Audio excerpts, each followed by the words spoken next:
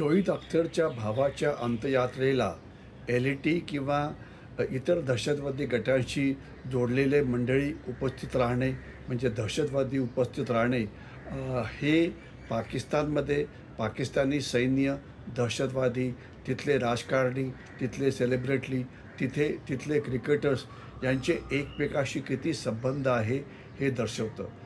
घटना नेमकी अशी होती की शाहिद अख्तर जो आहे त्याच्या भावाचा दफनविधी झाला आणि त्यामध्ये वेगवेगळ्या प्रकारचे दहशतवादी आणि त्यांचे समर्थक तिथे प्रेझेंट होते आणि तिथे असलेल्या अनेक लोकांचा जो संबंध आहे हा पाकिस्तान मर्कजी मुस्लिम लीग, त्याच्यानंतर PML, PMML म्हणजे ज्या दहशतवादी संघटना असतात, त्यांच्या ज्या फ्रंट ऑर्गनायझेशन्स असतात यांच्याशी आहे आणि या ज्या संघटना आहेत यांचा संबंध लष्कर-ए-तोयबाशी आहे, जैश-ए-मोहम्मदशी आहे आणि काही वेळा यांना एक राजकीय फ्रंट असं म्हटलं जातं.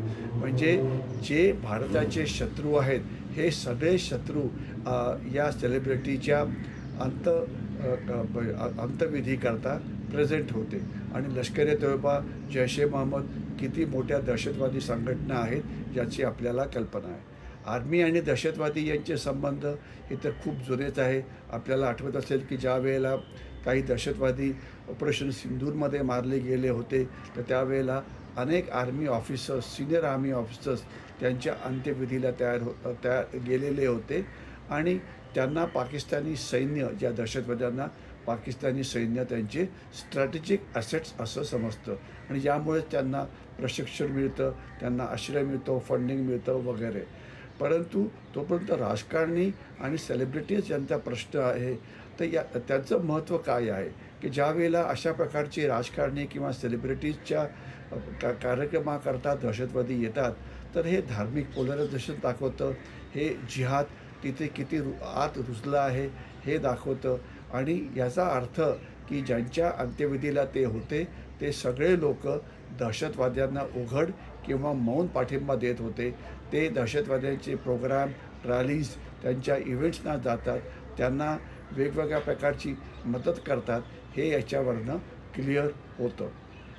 याचा शोईद अख्तरला काय फायदा आहे तर त्यांना फायदा असा आहे की त्याच्यामुळे त्यांचं जनतेमध्ये स्टेटस वाढतं की बघा आम्ही किती महत्त्वाचे आहोत, आमच्या अंत्यविधीकरता एवढे मोठे दहशतवादी प्रेझेंट होते आणि या दहशतवादी प्रेझेंट असलेल्यांचे फोटो दहशतवादी संघटनांनी आपल्या साईटवरती टाकावा, आपल्या ट्विटर हँडलवरती टाकावा, आपल्या फेसबुकवरती टाकावा किंवा आपल्या इतर सोशल मीडियावरती टाकावा.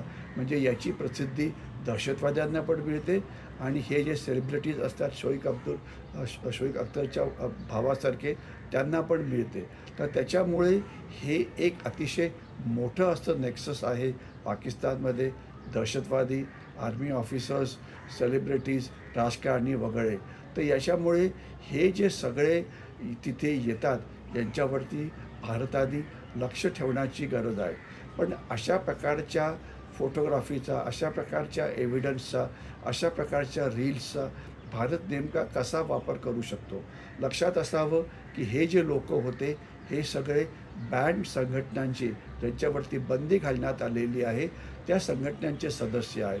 तर ज्या वेळेला आंतरराष्ट्रीय लेवलला पाकिस्तान दहशतवाद्यांचा समर्थक आहे याच्यावरती चर्चा होते. खास तर आता टेरर फायनान्सिंगवरती एक जो टास्क फोर्स आहे तो पाकिस्तानची चौकशी करेल आणि त्यांना मग ग्रे लिस्ट किंवा ब्लॅक लिस्ट किंवा रेड लिस्टमध्ये टाकलं जाईल.